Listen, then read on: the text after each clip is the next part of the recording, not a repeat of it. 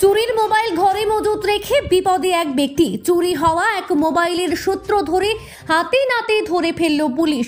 6টি মোবাইল সহ এক ব্যক্তিকে নিজ ঘর থেকে আটক করল পুলিশ। পলাতক মূল কাণ্ডারি। ঘটনাটি ঘটেছে রামকৃষ্ণনগর এলাকায়।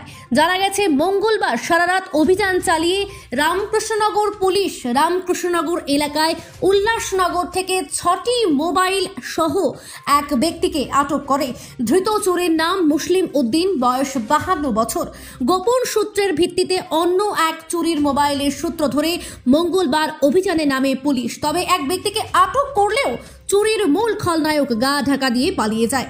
তবে পুলিশ ওই চোরকে আটক করে জোর জিজ্ঞাসাবাদ চালিয়ে তাকে গ্রেপ্তার করে।